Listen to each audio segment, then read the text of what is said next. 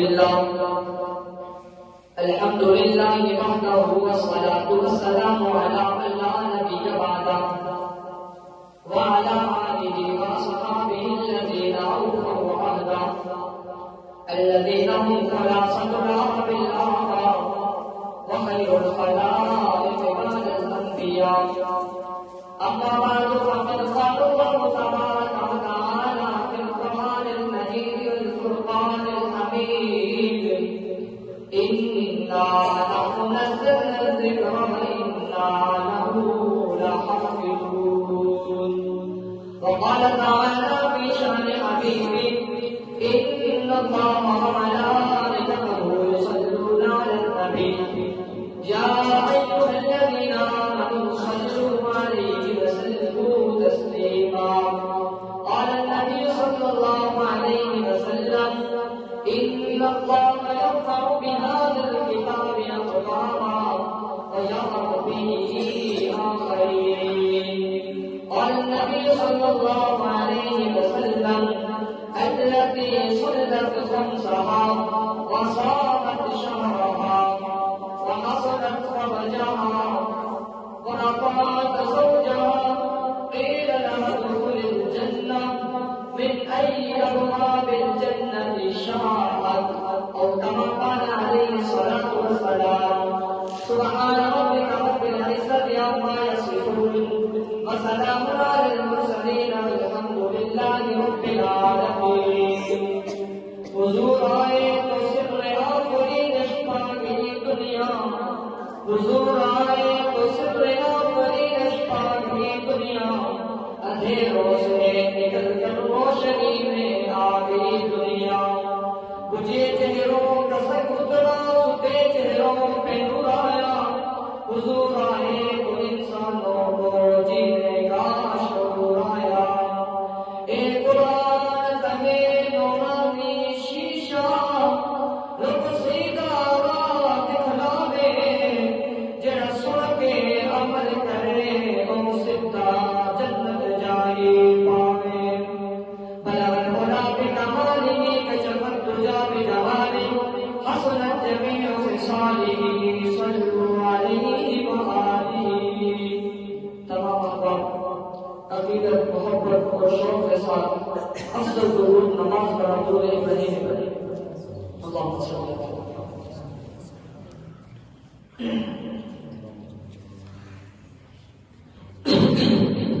محترم سامعین، آج ہم اس موقع پر جمع ہیں. یہ تکمیل قرآن کریم کا موقع ہے اور یہ بات طے شدہ ہے کہ اس کائنات میں قرآن کریم سے افضل اور اعلیٰ کتاب کوئی نہیں، اور یہ اتنی افضل اور اتنی اعلیٰ کتاب ہے کہ جس چیز کی نسبت اس قرآن کے ساتھ ہو جاتی ہے، اس کتاب کے ساتھ جس کی نسبت جڑ جاتی ہے، اللہ اس کو بھی اعلیٰ مقام اور مرتبہ عطا فرماتا ہے. علماء نے لکھا کہ کم و بیش 400 کتابیں نازل ہوئی، جن میں سے 4 مشہور کتابیں ہیں: تورات ہے، زبور ہے، انجیل ہے، قرآن کریم ہے. یہ 3 کتابیں تورات، زبور اور انجیل فضیلت کے اعتبار سے اپنی جگہ، لیکن قرآن کریم کی ایک سب سے بڑی فضیلت یہ ہے کہ یہ صرف کتاب نہیں، یہ کتاب بھی ہے اور میرے رب کا کلام بھی ہے. اس کو میرے رب نے خود پہلے پڑھا، خود تلاوت کیا، پھر اللہ رب الجلال نے اس قرآن کو ہمیں عطا کیا. میں نے عرض کیا کہ یہ کتاب اتنی افضل کتاب ہے کہ جس کے ساتھ اس کی نسبت جڑ جاتی ہے، اللہ اس کو بھی بلند مقام اور مرتبہ عطا فرما دیتے ہیں. اللہ نے رمضان کا مہینہ دیا اور رمضان کو سارے مہینوں پر فضیلت دی. فرمایا: ان عدت الشہور عند اللہ 12 شہرا فی کتاب اللہ. اللہ کے ہاں جو مہینوں کی تعداد لکھی گئی ہے وہ 12 ہے، یعنی 12 مہینے اسلامی ہیں جو اللہ کے ریکارڈ میں موجود ہیں. لیکن ان سب سے افضل والا مہینہ رمضان کا ہے. رمضان کو فضیلت کیوں ملی؟ کیونکہ اس مہینے میں قرآن کا نزول ہوا، اور جب رمضان کا تعارف کروایا تو قرآن کے ذریعے سے کہا فرمایا شہر رمضان الذی انزل فیہ القرآن، لوگوں سنو رمضان کا مہینہ وہ ہے جس میں قرآن کو اتارا گیا۔ رمضان کو فضیلت ملی قرآن کی وجہ سے۔ آگے چلیے رمضان کے مہینے میں ایک رات اللہ نے ایسی رکھی جو 1000 مہینوں سے افضل، اس رات کو ساری راتوں سے زیادہ اللہ نے فضیلت عطا کی۔ اس کی کیا وجہ؟ اس کی وجہ یہ ہے انا انزلناہ فی لیلۃ القدر، کہ وہ رات ایسی ہے اس رات میں قرآن کے نزول کا ابتدا ہوا، اس رات میں قرآن کی ابتدا ہوئی، قرآن اس رات میں نازل ہوا۔ پھر آگے چلیے گا جس مہینے میں قرآن نازل ہوا وہ مہینہ افضل، جس رات میں یہ قرآن اترا وہ رات افضل، پھر جس شہر میں یہ قرآن اترا وہ شہر بھی افضل، اور پھر جس نبی بھی آیا وہ نبی بھی افضل، اتنا افضل کہ اللہ نے اس قرآن کی وجہ سے اس نبی کو تمام نبیوں کا امام بنا دیا۔ تو پھر آگے چلیے گا پھر جس امت کو یہ قرآن ملا، یہ امت محمدیہ جس کو یہ قرآن ملا، اللہ نے اس امت کو بھی تمام امتوں کا سردار بنا دیا۔ اور سامعین محترم، یہ قرآن مجید ایسی کتاب ہے کہ جو ہدایت سے خالی نہیں ہے، جو بھی اس قرآن کو پڑھے گا اسے ہدایت ضرور ملے گی، جو اس قرآن کے ساتھ اپنا تعلق بنائے گا اسے ہدایت ضرور ملے گی، کیونکہ میرے رب کا ارشاد ہے ان ھذا القرآن یہدی للتی ہی اقوم، کہ یہ قرآن ہدایت لے کر آیا ہے قوموں کے لیے، قوموں کا دعوت کو اللہ نے جیسے کروایا۔ اللہ نے قرآن مجید میں فرمایا یا ایھا الناس انا خلقناکم من ذکر وانثی وجعلناکم شعوبا وقبائل لتعارفوا، کہ یہ جو ہمیں نے بنائی ہے یہ تو صرف تعارف کے لیے بنائی ہے، اصل تو یہ ہے کہ جس انسان کے پاس یہ قرآن آیا اس نے اس قرآن کو نقل کیا، اس قرآن کے ساتھ تعلق بنایا، میں اسے ضرور تمہیں ہدایت کی طرف سے بڑھاؤں۔ اور ہدایت کیا ہے؟ ہدایت کے دو معنی لکھی ہیں، ایک معنی ہدایت کا یہ ہوتا ہے قراءۃ الطریق، یعنی راستہ دکھا دینا۔ کسی آدمی نے آپ سے پوچھا کہ بھائی میرے یہاں سے سرگودا جانا ہے، آپ نے اسے بتا دیا کہ یہاں سے بائی پاس پہ جاؤ، وہاں سے سیدھا راستہ سرگودا کی طرف جا رہا ہے۔ اس میں احتمال ہے، شک ہے کہ شاید وہ بائی پاس سے جا کے کسی اور طرف رخ کر دے، راستہ بھول جائے، اسے کہا جاتا ہے قراءۃ الطریق، راستہ دکھا دینا۔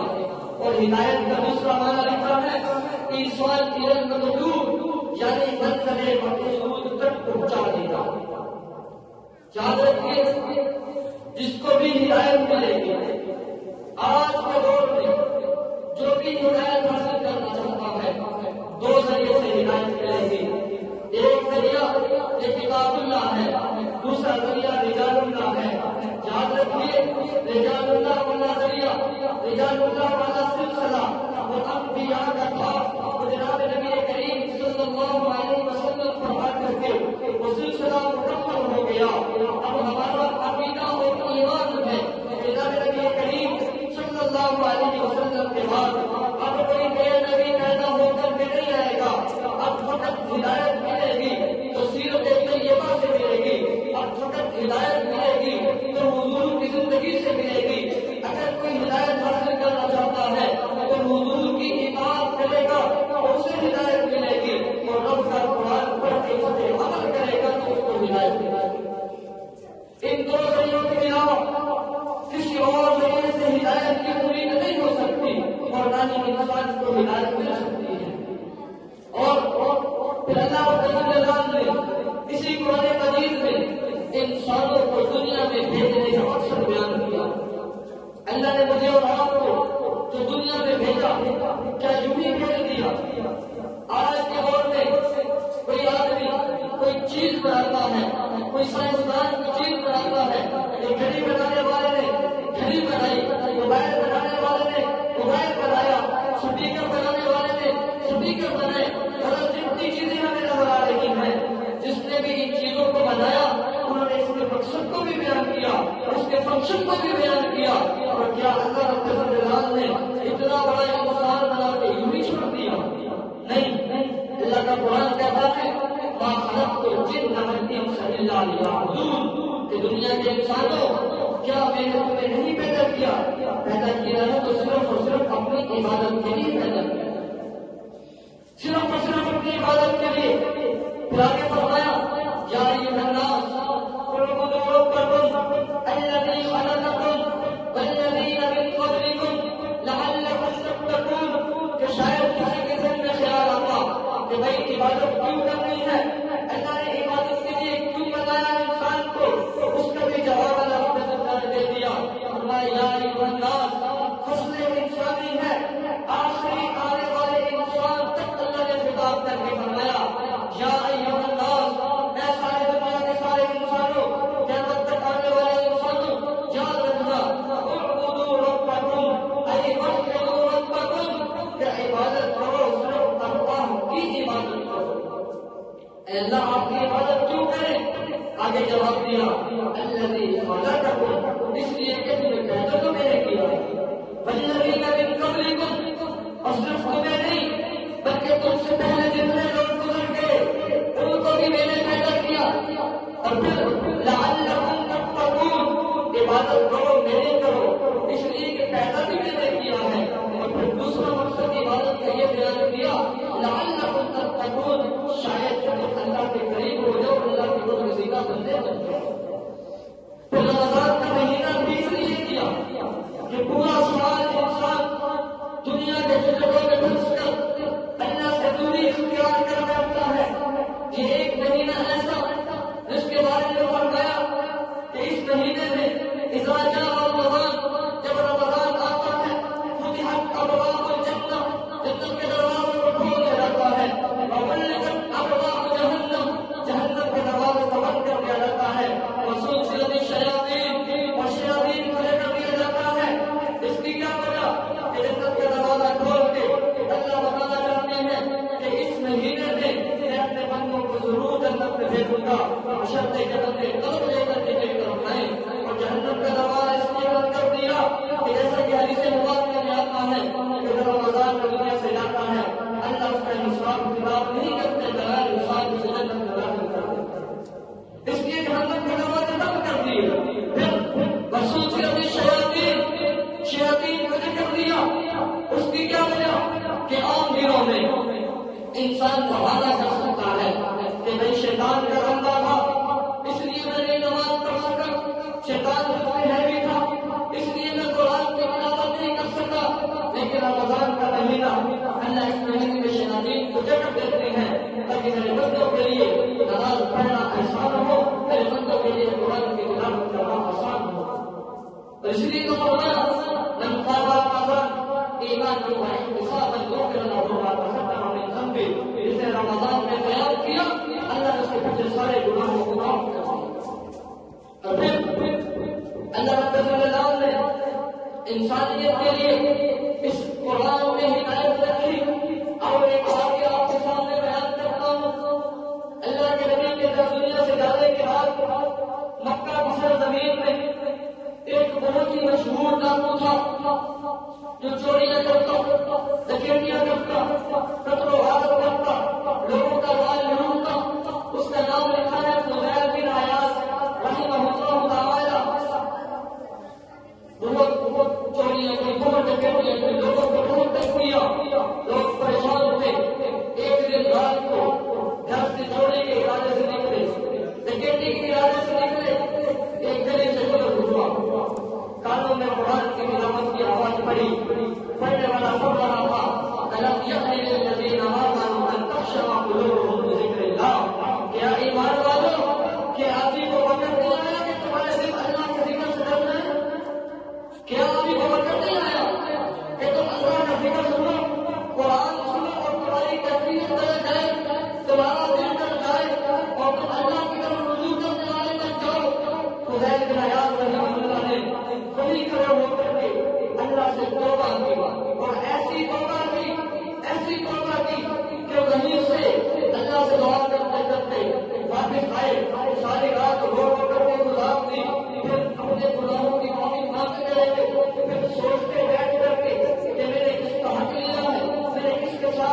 جو ہے زیادتی کی ہے، جس کا مال لوٹا ہے، ان کے پاس جاتے، ان کی منتیں کرتے، اگر مال پاس ہوگا تو ان کا مال دیتے، اگر مال پاس نہ ہو تو ان سے معافی کی درخواست کرتے، جب ان سے کچھ دن کے بعد دینے کا مطالبہ کر لیتے۔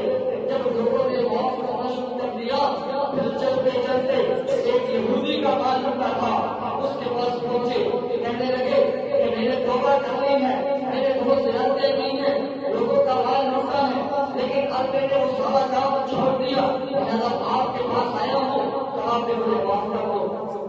اس یہودی نے کہا ایسے معاف نہیں کروں گا، ایسے معاف نہیں کروں گا، مجھے پہلے کوئی ثبوت پر کوئی دلیل دو کہ واقعہ نہ تم نے توبہ کر لی۔ تو فضیل بن عیاض نے کہا میں نے حقیقت میں توبہ کر لی۔ وہ کہنے لگا نہیں ایسے نہیں مان لوں گا۔ اس نے کہا تمہیں میرے اتنا مال دینا ہے؟ انہوں نے کہا جی ہاں بالکل دینا ہے۔ اس یہودی نے کہا اس کے ایمان کا وجہ کرتا ہوں، ابھی یہ میرے ہاتھ آیا ہے، ابھی اس کو پوچھتا ہوں، ایک تھیلی میں ریت ڈال کر کے لائے، لا کر کے کہنے لگے جتنی اس تھیلی میں سونے کی اشرفیاں ہیں اتنا مال تو مجھے دے دو، میں تمہیں معاف کر دوں۔ فضیل بن عیاض نے کہا میں تمہیں بتاؤں۔ اس کو اپنے ہاتھ میں پکڑا، پکڑنے کے بعد اس کو کھولا تو وہ تھیلی سونے سے بنی ہوئی، اس کو واپس کی اور کہنے لگے ٹھیک ہے مجھے کتنے دن کی مہلت دو، کتنے دن کے بعد تمہارا مال کو واپس کر دوں۔ جب وہ یہودی نے وہ تھیلی لی اور اس کو کھولا تو دیکھا کہ یہ تو سونے کی بن چکی ہے، پھر کہنے لگے واقعہ جب ہم نے سچی توبہ کر لی، یہ تھیلی بھی کب رکھ دو اور جو تم نے میرے ساتھ زیادتی کی ہے میں نے اس کو معاف کر دیا اور مجھے حضور کے پاس لے جاؤ، مجھے اپنے امیر المومنین کے پاس لے جاؤ اور مجھے کلمہ پڑھا کے ایمان کی لوگوں سے معاف کر دو۔ میں اس کا وہاں تک کہ قرآن ہدایت سے خالی نہیں، بشرطے کہ انسان کا اپنا عزم اور ارادہ ہو، انسان کی اپنی نیت ہو کہ میں نے اللہ کو راضی کرنا ہے، میں نے اللہ کو منانا ہے۔ اور پھر یہ قرآن اتنا فضیلت والا، اتنی برکت والا کہ دنیا میں بھی یہ رحمت اور برکت اور فضیلت سے خالی نہیں ہے۔ اللہ کے نبی صلی اللہ علیہ وسلم نے فرمایا خیرکم من تعلم القرآن وعلمہ، تم میں سے بہترین وہ ہے جو قرآن کو سیکھے اور دوسروں کو سکھائے، یعنی قرآن پڑھنے والا، قرآن پڑھانے والا، قرآن سننے والا، قرآن سنانے والا، دونوں جو ہے وہ سب سے بہتر ہے، اس سے بہتر اللہ کے نبی نے فرمایا کوئی نہیں۔ اس لیے تو اللہ کے نبی صلی اللہ علیہ وسلم خود جبریل امین کے ساتھ قرآن کا دور کیا کرتے تھے، قرآن جبریل کو سنتے ہوئے تھے، جبریل کو قرآن سناتے تھے۔ اور پھر فرمایا ان اللہ یرفع بہذا الکتاب اقواما ویضع به آخرین، اللہ اس کی وجہ سے بہت سے لوگوں کو بلند و بالا مقام اور مرتبہ عطا فرماتے ہیں۔ دیکھیے اگر آپ کے ہاتھ سے لکھا جائے جو ایک حافظ قرآن ہے، اگر اس کا تعلق کسی ہلکے درجے کے خاندان سے کیوں نہ ہو، نچلے درجے کے گھرانے اور خاندان سے کیوں نہ ہو، جب اس کے دل میں قرآن لگاتا ہے، پھر بڑے سے بڑا بادشاہ ہو، بڑے سے بڑا لینڈ لارڈ ہو، اس کے پیچھے کھڑا ہو کے اس کی ابتدا میں نماز کا پڑھا ہوتا ہے۔ جب تک وہ نہ کہے انسان رکوع میں نہیں جاتا، جب تک وہ نہ کرے انسان سجدہ نہیں کرتا، جب تک وہ حافظ قرآن کھڑا ہونے کا نہ کہے کہ انسان کھڑا نہیں ہو سکتا۔ اتنا بڑا ہوگا تو دنیا میں لانے عطا کیا، پھر دنیا سے جانے کے بعد آخرت پر بہت سارے اللہ کے اللہ نے انعامات رکھے ہیں۔ ایک حدیث سنا کر کے بات کو مکمل کرتے ہیں، کل قیامت کے دن جب میدان محشر میں لوگ جمع ہوں گے، اس وقت اللہ حافظ قرآن کو بلائیں گے، وہ انسان جس کے